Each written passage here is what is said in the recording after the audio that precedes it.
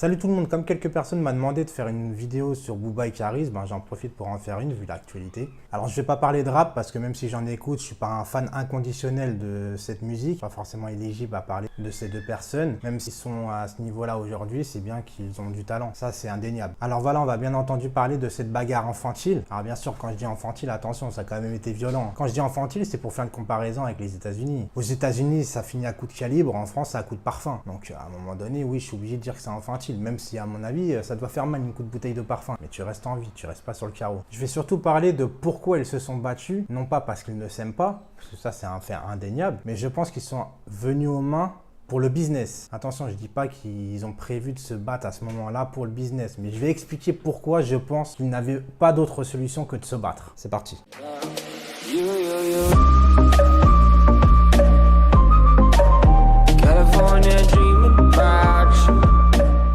Alors tout le monde, alors bien sûr dans cette vidéo je vais pas montrer des scènes de bagarre, même si par exemple on aurait pu parler de cette balayette la plus longue que j'ai jamais vue de ma vie. Ou alors le mec qui se met en mode concept selfie vidéo et qui se préoccupe pas de ce qu'il y a autour de lui. En gros l'inconscience, mais bon.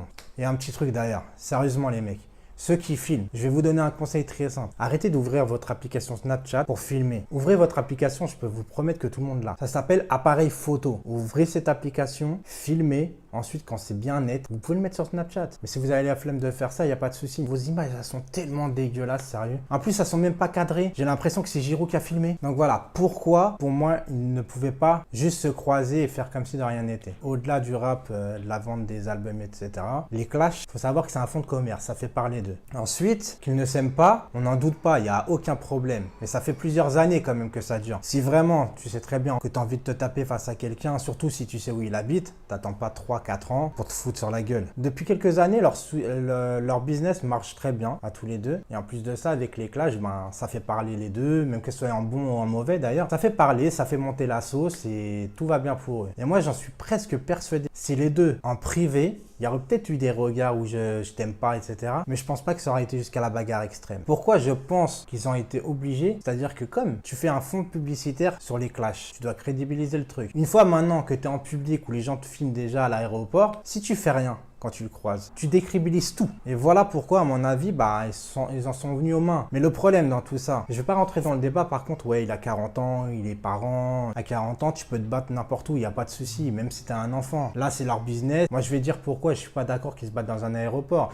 Mais ceux qui donnent des leçons, alors que c'est les premiers à se battre pour un pot Nutella en promotion, avec de l'huile de palme à l'intérieur de ces pots Nutella, et on sait le massacre que ça fait derrière, c'est un petit peu limite. Moi, là, voilà, où je suis pas d'accord, c'est franchement, ils se sont battus. Il y avait des enfants, il y avait des femmes enceintes, il y avait des touristes aussi, il y avait des gens qui partaient en vacances. Ça, c'est très moche. Ça, c'est vraiment très très moche. Pas là à critiquer qu'ils se battent par rapport à l'âge, il n'y a aucun souci, mais fais-le en privé. Mais en privé, le problème, c'est que tu ne te serais pas battu. Le souci aussi, c'est que l'image du rap, généralement, elle n'est pas jolie du tout. Là, ça fait qu'empirer les choses. Plus maintenant qu'ils sont connus, millionnaires, les enfants prennent exemple sur eux, etc. Mais ça, c'est aux parents de dire aussi aux enfants, ne prends pas exemple sur telle ou telle personne. Et puis les enfants d'aujourd'hui, ils sont intelligents, ils savent faire le bien et le mal. S'ils pensent que le mal, c'est le bien, c'est parce que le mec, il est déjà endoctriné là-dedans et c'est pas que par rapport aux rappeurs. Moi, quand je joue à un jeu vidéo comme GTA, je vais pas dans la rue pour piquer une bagnole et foncer dans les gens. Maintenant, s'il y en a qui se croient comme ça, c'est parce qu'ils sont pas très intelligents. Mais ça, tu peux rien faire. C'est pas aux stars d'éduquer nos enfants. C'est pas parce qu'ils sont pétés de thunes et qu'ils ont réussi dans la vie que forcément, ils doivent se contrôler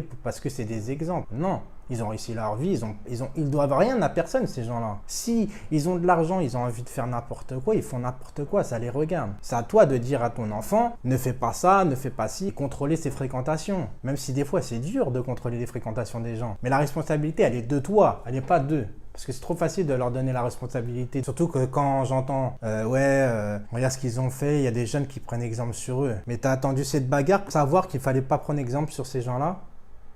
Le seul exemple à prendre, c'est la réussite. Le reste, c'est à mettre de côté. Il ne faut pas attendre une bagarre pour savoir qu'il ne faut pas prendre exemple sur eux. Moi, j'ai quelques personnes qui rappent, qui sont très bons, qui sont pas en mode gangsta à l'extrême et qui ont envie de percer. D'ailleurs, je fais un petit coucou à Frogas Enjaillement, qui est un ami à moi, et d'ailleurs, je vous mettrai un petit lien dans la description pour aller le voir. Il fait du très bon boulot. Donc, big up à toi. Oui, j'en profite, c'est un ami, je le mets dans ma vidéo, et alors, c'est un bon gars. Donc voilà, le seul problème aussi, c'est que le mec, Booba, il habite à Miami, il vient foutre sa merde en France. T'en as un qui devait partir à Barcelone, je crois, je suis pas sûr, hein. Tu sais, j'écoute pas vraiment leur truc, parce que moi, je m'en fous d'eux. J'en parle parce qu'on m'a un peu demandé d'en parler, et puis bon, comme c'est l'actualité, je fais une vidéo, il n'y a pas de souci. Mais c'est des gens, moi, je prends jamais ça pour modèle, et je prends jamais personne, de toute façon, pour modèle. Moi, on m'a éduqué comme ça, et je fais mon petit bonhomme de chemin. Là, le problème de Booba et Karis, c'est qu'ils vont s'en sortir indemnes.